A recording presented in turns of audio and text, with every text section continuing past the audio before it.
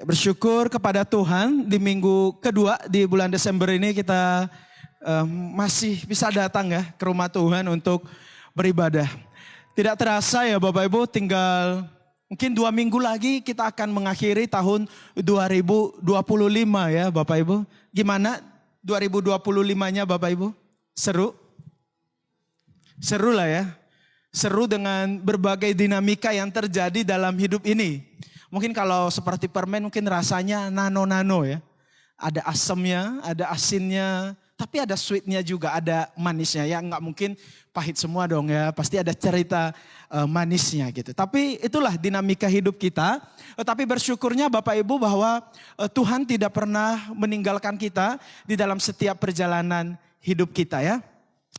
Dan kalau kita melihat juga di tahun 2025 ini Bapak Ibu, banyak hal yang terjadi dan banyak hal juga yang dari hari ke hari itu makin canggih aja ya. Seperti teknologi yang sekarang ini dari hari ke hari makin canggih.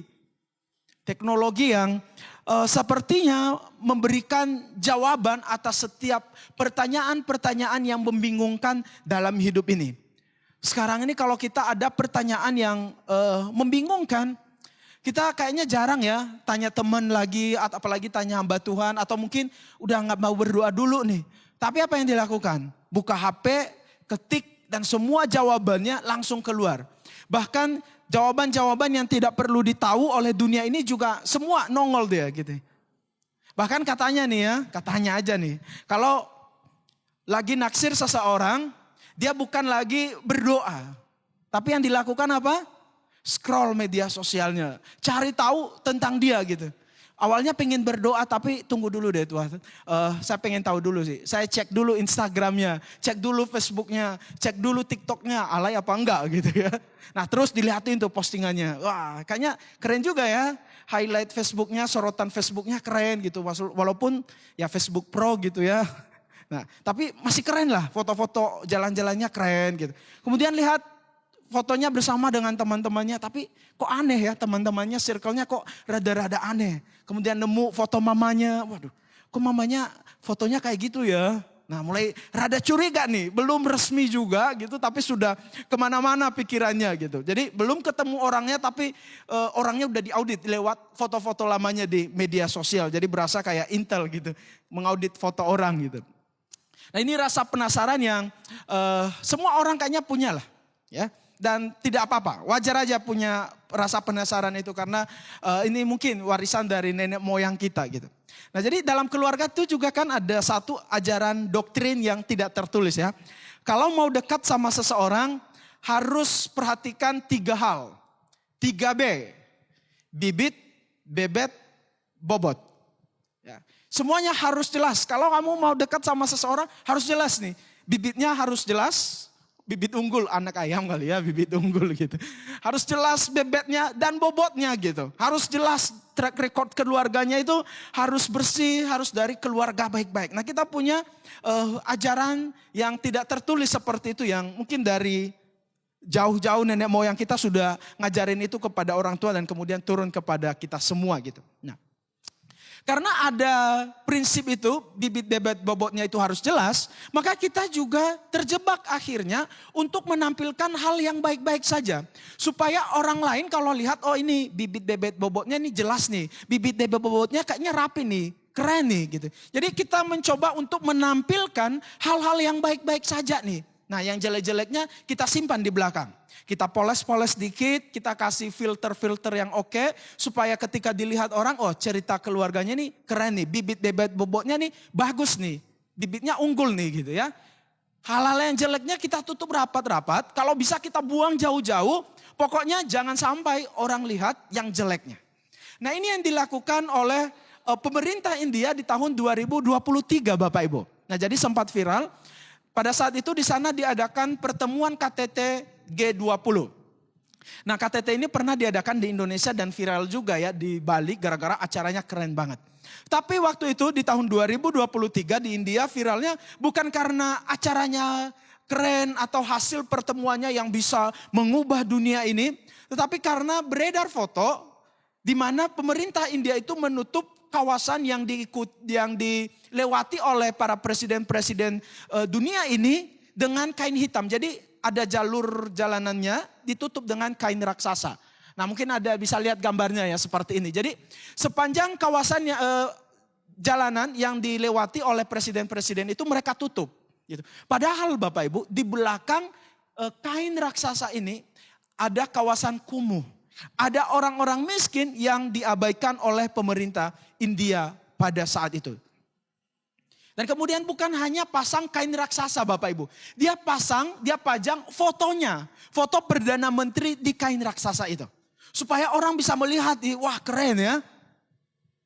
Jadi supaya orang yang datang pada saat itu, tamu-tamu supaya tidak melihat bahwa di balik kemewahan pemerintahnya, banyak warga miskin yang terbengkalai. Nah jadi seolah-olah pemerintahnya itu ngomong, tolong jangan lihat yang jelek-jeleknya, tapi lihat yang cantik-cantiknya saja. Jadi dia pasang kain hijau yang bagus, kemudian pasang fotonya di sana. Supaya apa? Supaya orang tidak lihat jelek-jeleknya, tapi lihat yang cantik-cantiknya saja. Nah sama mungkin ya dengan kebanyakan manusia, juga kan tidak ada ya orang di dunia ini yang mau ngasih lihat yang jelek-jeleknya, cerita jeleknya kepada orang lain. Ya misalnya aja ya, kita posting foto. Kita mau posting foto yang angle-nya salah. Kita mau posting foto yang muka kita tidak oke. Enggak kan? Pasti kita ambil foto lagi. Kita ambil dan kita pastikan kita keren di situ. Kita cantik di situ, kita ganteng di situ. Baru kita posting. Apalagi ya saat ini teknologi itu makin canggih ya. Aplikasi edit foto tuh banyak banget gitu. Ditirus-tirusin, gitu dimulus-mulusin supaya pori-porinya sampai nggak kelihatan gitu ya. Supaya tetap, akhirnya kalau diposting tetap cetar gitu. Tetap anggunli gitu. Nah jadi ambil foto sebanyak mungkin untuk bisa memilih foto yang terbaik katanya ya. Jadi ambil foto jebret 100 kali. Yang diposting berapa foto Bapak Ibu biasanya? 1 foto aja ya biasanya. Dan itu pun mungkin foto yang pertama kali di tag karena ternyata setelah ditimbang-timbang ternyata foto pertama lebih baik gitu ya. Mungkin ada yang punya pengalaman seperti itu? Nggak ada di sini, nggak ada yang ngaku maksudnya. Ya di luar sana lah banyak gitu ya. Nah, di luar sana banyak orang yang cenderung seperti itu. Hanya ingin memperlihatkan yang baik-baiknya saja. Kalau ada hal yang memalukan, hal yang jelek, kita tutup rapat-rapat. Kita tutup pakai kain hijau seperti pemerintah India tadi. Kita tampilkan poster yang keren saja supaya orang melihat, wah pemerintah India keren ya. Warga India keren ya. Wah hidupnya rapi ya. Wah keluarganya bahagia ya. Padahal yang cantik, yang rapi adalah kain hijaunya saja. Tetapi di balik kain hijau itu banyak yang hancur. Dan tanpa disadari Bapak Ibu, kebiasaan kita menutup yang jelek ini bukan cuma kita lakukan di depan manusia saja. Tetapi kita juga melakukannya saat kita datang di hadapan Tuhan. Bagian keluarga kita yang berantakan kita coba sembunyikan rapat-rapat di hadapan Tuhan supaya nggak kelihatan. Bagian keluarga kita yang tidak beres kita sembunyikan. Bagian luka sakit hati kita yang kita alami dan belum beres kita sembunyikan. Kita tutup rapat-rapat dan kemudian kita datang dengan supaya kelihatan baik-baik saja. Dan kemudian nanti orang akan berkata, wah dia dewasa rohani banget ya. Dia bisa menghadapi pergumulannya dengan baik-baik saja. Wah dia keren ya. Dia terlihat baik-baik saja ya. Nah lama-lama kita percaya kebohongan ini. Bahwa Tuhan baru bisa bekerja dalam hidupku kalau saya sudah baik. Kalau saya nggak malu-maluin maka Tuhan baru bisa bekerja dalam hidup ini. Nah sehingga kita terjebak nih di dalam satu yang namanya spiritualitas perfeksionisme. Spiritualitas yang harus sempurna dulu baru mau datang sama Tuhan. Nah kita terjebak dalam spiritualitas yang seperti ini. Jadi akhirnya ketika kita datang kepada Tuhan, kita hanya membawa versi terbaik kita. Tidak dengan versi asli kita. Nah ini dua hal yang berbeda ya Bapak Ibu. Versi terbaik dan versi asli kita. Berarti kalau versi terbaik yang kita bawa kepada Tuhan, berarti ada versi terburuk dong. Dan itu kita tidak mau bawa datang kepada Tuhan. Sehingga kita tidak mau bawa kepada Tuhan versi asli kita. Kita hanya mau datang dan membawa versi terbaik kita. Kita merasa kita harus rapi rohani dulu, baru berani mendekat dengan Tuhan. Tapi Bapak Ibu tahu satu hal, bahwa Injil, kabar baik yang ditulis di dalam perjanjian baru khususnya, ternyata ya Bapak Ibu, dibuka dengan daftar panjang nama orang-orang yang juga mereka bukan orang baik-baik juga. Bukan orang sempurna, tapi bahkan mereka memiliki kisah-kisah memalukan dalam hidup mereka. Nah, kita lihat kisahnya ya Bapak Ibu di dalam Matius 1 ayatnya yang pertama sampai ayatnya yang ke-6. Matius 1 ayat 1 dan saya akan bacakan untuk kita semua. Inilah silsilah Yesus Kristus, anak Daud, anak Abraham. Abraham memperanakan Ishak, Ishak memperanakan Yakub, Yakub memperanakan Yehuda dan saudara-saudaranya. Yehuda memperanakan Peres dan Zerah dari Tamar. Peres memperanakan Hezron, Hezron memperanakan Ram, Ram memperanakan Aminadab, Aminadab memperanakan Nahason, Nahason memperanakan Salmon, Salmon memperanakan Boas dari Rahab, Boas memperanakan Obed dari Rut, Obed memperanakan Isai, Isai memperanakan Raja Daud, Daud memperanakan Salomo dari istri Uria. Nah, ayat selanjutnya nanti Bapak Ibu bisa baca kisahnya ya di rumah. Nah, menarik ya Bapak Ibu, kabar baik dimulai dengan catatan nama-nama orang yang sebenarnya juga tidak baik-baik saja gitu. Tetapi pertanyaannya kenapa ya Matius itu menulis nama-nama orang ini di dalam silsilah Tuhan Yesus. Nanti kita lihat ya Bapak Ibu, mereka ini bukan orang-orang yang sempurna, yang bijaksana selalu dalam hidupnya, tidak. Tetapi kenapa Matius justru menulis nama-nama ini di dalam catatan silsilah sejarah Tuhan Yesus. Di sana kan ada dicatat ya, ada Daud, ada Abraham. Nah, kenapa? Nah, jadi untuk informasi Bapak Ibu, kitab Matius ini ditujukan kepada orang-orang Yahudi. Nah, orang-orang Yahudi ini Bapak Ibu adalah orang-orang yang sudah khatam dengan perjanjian lama. Mereka sudah ngerti hukum Taurat, bahkan mereka sudah hafal janji-janji Tuhan kepada nenek moyang mereka. Dan mereka juga sedang menanti-nantikan janji tersebut supaya digenapi Bapak Ibu. Nah, jadi Matius tahu bahwa pembacanya ini bukan pembaca sembarangan nih. Mereka adalah orang-orang yang sudah ngerti hukum. Nah, kemudian dia akhirnya memberikan bukti kepada mereka, memperkenalkan kepada mereka bahwa Yesus yang mereka dengar telah datang ke dunia ini, mati, kemudian dikuburkan, bangkit pada hari yang ketiga, naik ke surga, dan dia adalah benar-benar Mesias, juru selamat yang dijanjikan kepada nenek moyang mereka. Sehingga dia menunjukkan silsilah ini kepada mereka. Yang pertama Abraham. Nah, bagi bangsa Israel, Abraham itu adalah bapak orang beriman ya. Kita kenal juga seperti itu. Nah, dia ini adalah orang pertama yang menerima janji seseorang yang akan muncul dari keturunannya yang akan menjadi berkat bagi semua bangsa. Dan Matius itu menunjukkan dari Abraham itu nanti sampai ke Tuhan Yesus. Jadi Matius itu pengen bilang bahwa kalau mau cari sumber berkat bagi dunia ini, maka lihat ke sini. Lihat ke Tuhan Yesus, dia adalah puncak dari janji kepada Abraham, nenek moyang kita. Nah, kemudian yang kedua, dia menyebut nama Daud. Ini adalah raja terbesar bagi bangsa Israel Bapak Ibu. Dan Matius mau nunjukin bahwa Yesus itu lahir dari silsilah dari keluarga Raja Daud. Raja Daud itu adalah raja yang pertama menerima janji bahwa dari keturunannya akan muncul raja yang akan memerintah selamanya bagi dunia ini.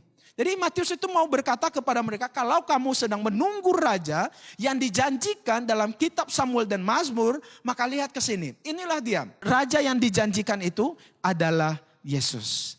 Nah, jadi Bapak Ibu, dengan melalui Matius mencatat nama-nama ini, dia mau ngasih tahu nih bahwa janji Tuhan yang lewat ribuan tahun itu sudah tergenapi dan nyata di dalam Yesus. Dia adalah Mesias dan dia adalah raja. Ya. Dan mungkin kalau misalnya Matius ini menulisnya di zaman Gen Z sekarang, di zaman sekarang gitu ya, mungkin dia nulis begini. So guys, Tuhan Yesus itu bukan mas-mas random yang ketemu di jalan dan kemudian diangkat sama murid-murid jadi Mesias dan jadi raja. Tidak. Tetapi dia bukan bapak-bapak random yang diangkat, tetapi dia adalah puncak dari semua janji yang Tuhan sudah katakan ribuan tahun lalu. Jadi checklistnya aman semua nih. Sebagai Mesias aman, dia dari Abraham. Sebagai raja checklistnya juga aman, dia dari keturunan Raja Daud. Nah, jadi itu tujuannya. Kenapa Matius menuliskan nama-nama ini kepada kita semua di dalam ketika ia memulai membuka Injil Matius ini Bapak Ibu. Tapi sekali lagi ini bukan hanya sekedar informasi mengenai silsilah keluarga juga Bapak Ibu. Supaya nanti orang oh Yesus adalah keturunan Abraham. Oh benar ya, Yesus adalah keturunan dari Raja Daud. Bukan hanya itu saja Bapak Ibu. Tapi ini juga adalah salah satu cara Tuhan membongkar kebiasaan kita yang selalu ingin terlihat rapi dan sempurna di hadapannya. Nah ini yang menjadi kebenarannya bagi kita semua, bahwa Tuhan tidak hanya datang untuk orang berdosa Bapak Ibu. Tetapi ia datang melalui orang berdosa. Buktinya apa? Mari kita lihat daftar nama-nama tadi Bapak Ibu. Dari Abraham, Daud, Ishak, Yakub. Dan kemudian ada beberapa nama perempuan seperti Tamar, Rahab, Rut dan Betseba istri Uria. Ini bukan daftar nama orang-orang yang bijaksana dalam hidupnya Bapak Ibu. Mereka juga bukan orang yang terhormat banget gitu. Tapi menurut saya ini keluarga yang agak lain gitu. Penuh dengan skandal moralitas, penuh dengan kegagalan, penuh dengan kisah-kisah yang memalukan. Daud tahu lah ya kisah hidupnya, Bapak Ibu udah sering diomongin di mimbar ini. Kisah hidupnya yang keren sih, tapi juga ada hal-hal yang memalukan ya. Dia berzina dengan Betseba, dia merancangkan pembunuhan. Abraham juga bapak orang beriman kan, kita kenal dia. Tapi meskipun dia adalah bapak orang beriman, tapi ada momen-momen Bapak Ibu dia gak percaya sama Tuhan. Dia malah berbohong kan. Dia berbohong untuk apa? Untuk nyelamatin dirinya sendiri. Dan akhirnya akibat dari kebohongannya, satu kerajaan itu terancam nyawanya. Yakub. Nah ini bapak-bapak yang bisa buat anak tapi gak bertanggung jawab sebagai seorang ayah. Dia tidak menjalankan fungsinya, perannya sebagai seorang ayah. Taunya punya anak banyak aja. Tapi tidak bersikap adil dengan anak-anaknya. Dia kan curang ya. Lebih mengasihi satu orang anak daripada 11 anak lainnya. Yaitu Yusuf. Dia lebih kasih. Apa yang terjadi? Keluarganya hancur kan, keluarganya berantakan, anak-anak saling bermusuhan. Gara-gara si bapak-bapak ini tidak mengasihi dengan adil anak-anaknya. Tidak menjalankan fungsi peran sebagai seorang ayah yang benar. Akhirnya Yusuf dibuang, dijual sama saudara-saudaranya. Kenapa? Karena mereka sakit hati lah. Siapa yang gak sakit hati? Saudaranya dikasih baju, sebelah lainnya gak dibeliin baju. Ya kita aja dulu, mungkin waktu kecil juga gitu kan. Saudara kita dibeliin baju, kita enggak, ya pasti kita marah dong. Gara-gara apa ya? Gara-gara si bapak-bapak ini, si Yakub ini gak berfungsi dengan baik sebagai seorang ayah yang benar. Tamar juga. Tamar itu juga ya mungkin awalnya perempuan baik-baik Bapak Ibu. Tapi kemudian suaminya meninggal, dia gak punya anak. Dan dia pengen banget punya anak. Apa yang dia lakuin? Dia tidur dengan ayah mertuanya. Ada lagi yang namanya Rahab di sini. Dia juga adalah nenek moyang Tuhan Yesus. Apakah dia perempuan bereputasi baik Bapak Ibu? Enggak. Dia adalah perempuan sundal. Nah jadi nenek moyang Tuhan Yesus juga sebenarnya ya nenek moyang yang agak lain. Semua diborong sama mereka. Reputasinya sepertinya mendekati angka 0 gitu. Dan skandalnya yang banyak gitu. Mau cari apa? Mau cari pembunuh, penzina, ada di sana. Mau cari bapak-bapak yang tidak berfungsi sebagai ayah yang baik juga ada. Tadi contohnya si Yakub gitu. Dan kalau kita baca Bapak Ibu ayat-ayat selanjutnya di dalam silsilah Tuhan Yesus ini. Kita nemu nanti nama-nama raja yang tidak benar juga. Raja-raja yang melakukan kejahatan. Raja-raja yang justru membuat umat itu menjauh dari Tuhan gitu. Ada juga nenek moyangnya Tuhan Yesus yang dalam hidupnya dia menyimpan sakit luka hati. Jadi dari keluarga ini diborong semua gitu. Dari A sampai Z ada. Mungkin dari kalau kita masih ya mungkin 1, 2, 3 lah yang ada di antara ini. Tapi ini semua diborong gitu. Dibabat habis. A sampai Z ada semua. Mau cari apa? Ada. Dan ini mungkin yang mengagetkan bagi kita semua. Tetapi justru juga memerdekakan bahwa ternyata keluarga Mesias ternyata lebih berantakan dari keluarga kita Bapak Ibu. Tapi pertanyaannya ya. Kenapa leluhur yang sejelek ini tetap dipilih sebagai nenek moyang dari Tuhan Yesus dari sisi kemanusiaan. Kenapa coba nggak cari nenek moyang yang reputasinya lebih baik dikit lah. Jadi bisa dipamer-pamerin, nggak malu-maluin gitu ke orang. Jadi kalau kita mulai berdebat-debat dengan sebelah, kita bisa pamer-pamerin. Tapi ini mau pamerin apa? Nanti mereka bilang, itu aja nenek moyangnya pezina, itu aja pembunuh. Siapa yang mau dekat-dekat dengan keluarga yang seperti ini? Kita aja mungkin ya kalau anak kita lagi dekat dengan keluarga yang begini. Apa yang dilakuin? Suruh mundur kan? Mundur wir. Jeleknya kebangetan gitu.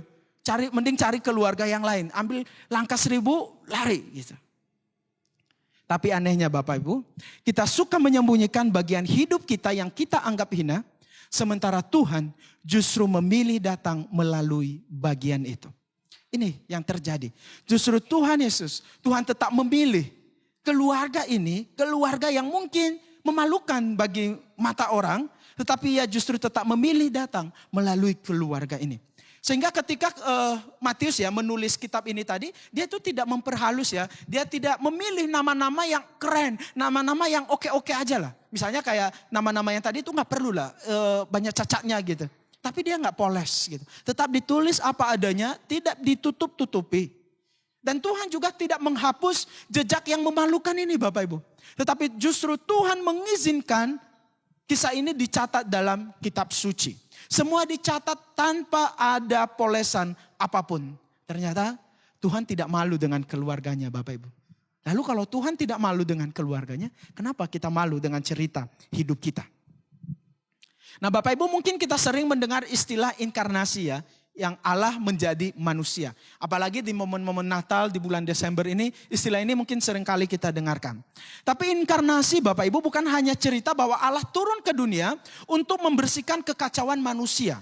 Tetapi ia juga benar-benar masuk ke dalam cerita manusia yang kotor, kusut dan memalukan. Jadi dia bukan hanya menjelma menjadi manusia gitu saja gitu. Tidak. Tetapi juga ia benar-benar masuk ke dalam cerita manusia yang kotor, kusut dan memalukan. Dia tidak berdiri jauh-jauh dan berkata, kalau kamu sudah beres nanti saya baru mau dekat ya. Tidak seperti itu Bapak Ibu. Tetapi justru dia tetap memilih lahir melalui garis keturunan yang penuh dengan skandal moralitas. Dia sengaja masuk ke sejarah yang rusak. Allah melewati jalur itu, dia mengambilnya Bapak Ibu, dia menebusnya dan menjadikan dia bagian dari cerita keselamatan. Sehingga kenapa tadi nenek moyang yang penuh dengan catatan buruk tadi, mereka tetap menjadi bagian dari cerita karya keselamatan Allah. Menjadikan semua hal-hal yang tidak beres tadi sebagai pintu masuk bagi karya keselamatan.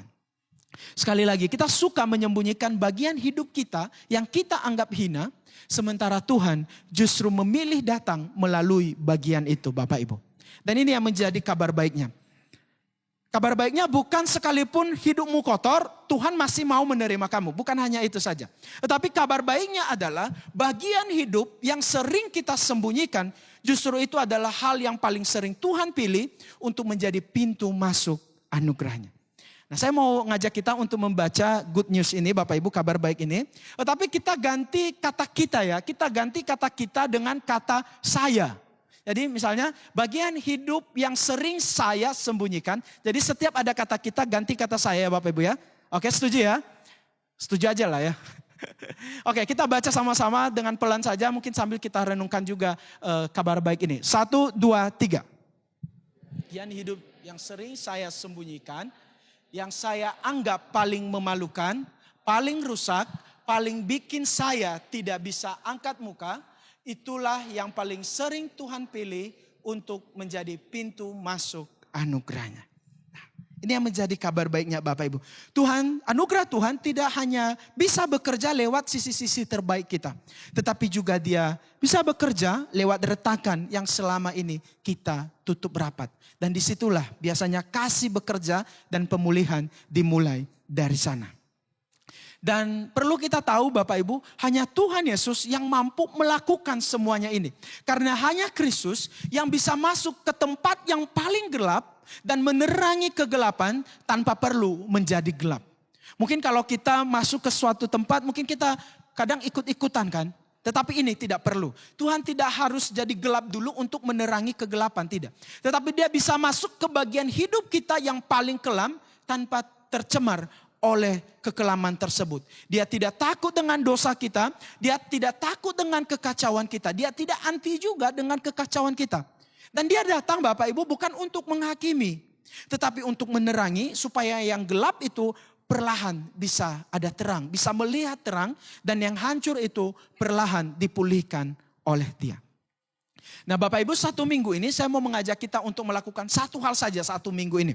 Yaitu mari berhenti berpura-pura setiap kali kita datang ke hadapan Tuhan. Jadi minggu ini Bapak Ibu sebelum berdoa coba ambil catatan ya selembar kertas ataupun HP Bapak Ibu atau apapun itulah. Ya. Dan kemudian tuliskan satu hal yang paling Bapak Ibu malu ceritakan.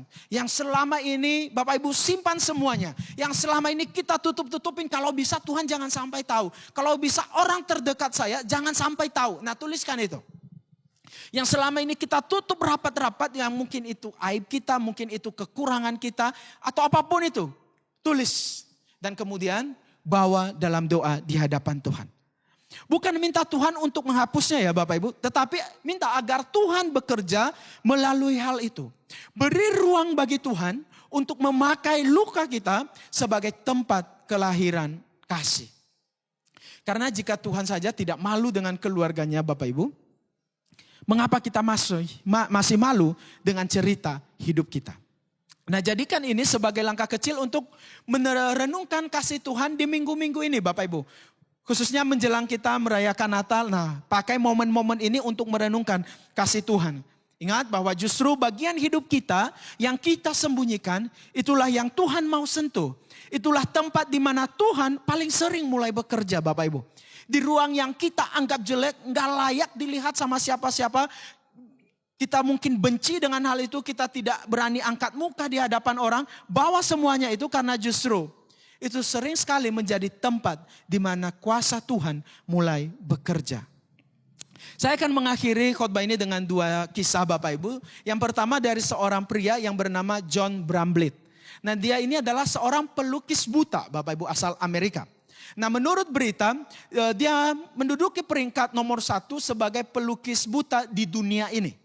Nah, kemudian gimana ya caranya orang buta bisa melukis? Gimana dia bisa mengatur warna dengan baik? Nah, ternyata katanya warna itu ada teksturnya Bapak Ibu.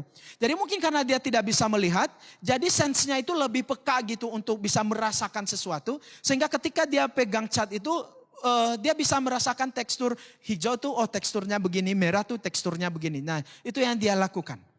Nah, awalnya John Bramblett ini tidak buta dari lahir Bapak Ibu. Tetapi dia buta itu di usia remaja beranjak dewasa. Karena akibat sakit komplikasi epilepsi kemudian dia menjadi buta. Yang awalnya dia bisa lihat, dia bisa melihat apapun di dunia ini dan kemudian tiba-tiba gelap. Ini adalah hal yang berat bagi dia, hal yang memalukan bagi John Bramblett ini. Dia frustasi Bapak Ibu, dia tidak berani keluar kamar. Dia merasa dunianya hancur karena awalnya dia bisa melihat. Tetapi kemudian tiba-tiba semua menjadi gelap. Tetapi kemudian dia menemukan satu momen disentuh oleh Tuhan. Dan kemudian akhirnya dia menemukan jalan melalui seni lukis Bapak Ibu. Akhirnya dia berani membuka dirinya kepada dunia ini. Dan ketika dia membuka dirinya kepada dunia ini, dia kemudian menjadi inspirasi bagi banyak orang. Khususnya bagi mereka yang memiliki keterbatasan secara fisik. Dia bahkan membuka pelatihan-pelatihan gratis kepada mereka yang memiliki keterbatasan khususnya dalam bidang seni gitu. Dia menyediakan alat-alatnya, dia melatih mereka bagaimana mereka supaya bisa berkarya lewat seni. Dan bukan hanya itu saja, yang tadinya dia takut keluar kamar, tetapi sekarang dia berani menulis kisahnya di dalam sebuah buku. Dan itu menginspirasi banyak orang. Bukunya tersebar ke lebih dari 120 negara Bapak Ibu. Yang dulu ia sembunyikan, keterbatasan yang buat ia merasa malu justru menjadi pintu anugerah mengalir ke ribuan orang Bapak Ibu. Luka itu berubah menjadi tempat lahirnya kasih dan itu disalurkan ke banyak orang. Cerita terakhir Bapak Ibu yaitu seorang perempuan bernama Rachel Den Hollander. Nah, dia ini adalah seorang atlet gimnastik Bapak Ibu. Dia juga adalah korban pelecehan seksual dari dokter yang menangani tim mereka pada saat itu. Nah, biasanya korban pelecehan itu tidak berani speak up. Gara-gara takut dianggap hina, takut dianggap kenapa nggak teriak, kenapa nggak kabur, kenapa nggak begini. Justru yang tadinya korban malah disalahkan, malah jadi pelaku. Jadi mereka tidak berani speak up. Nah, awalnya Rachel ini tidak berani speak up Bapak Ibu. Karena dia juga nanti memikirkan karirnya, dia juga memikirkan omongan orang. Nanti malah dia dianggap memfitnah dokternya gitu. Karena mungkin orang sudah percaya dengan dokter yang menangani tim gimnastik Amerika pada saat itu. Tetapi kemudian dia memberanikan diri Bapak Ibu meskipun dia tahu ada resiko malu. Ada resiko nanti diabaikan, ada resiko karirnya terancam. Tetapi kemudian dia berani speak up. Apa yang terjadi Bapak Ibu ketika dia sudah berani untuk menyampaikan kebenarannya? Akhirnya setelah itu ada 300 perempuan yang akhirnya berani speak up setelah Rachel ini speak up Bapak Ibu. Dan bahkan salah satunya itu ada peraih medali Olimpiade ya. Padahal kan yang dapat medali Olimpiade itu punya power untuk speak up. Tapi gak berani pada saat itu. Dia berani speak up setelah si Rachel ini speak up tentang si dokter yang melakukan pelecehan kepada mereka. Bagian hidup yang malu ia ceritakan selama ini justru dipakai Tuhan untuk mencegah adanya korban-korban berikutnya. Bapak Ibu terakhir, dari dua kisah ini menegaskan kepada kita bahwa justru di bagian cerita hidup kita, di bagian kisah keluarga kita yang selama ini kita sembunyikan di hadapan Tuhan, ternyata justru di sana Tuhan paling sering mulai bekerja. Maka sekali lagi, mari kita bawa kepada Tuhan cerita hidup kita. Cerita yang mungkin begitu memalukan, tapi mari kita datang. Kita bawa di hadapan Tuhan bukan untuk dihakimi, tapi untuk disentuh oleh kasih Tuhan. Karena Tuhan Yesus sanggup bekerja dalam cerita hidup kita yang paling buruk sekalipun. Nah, di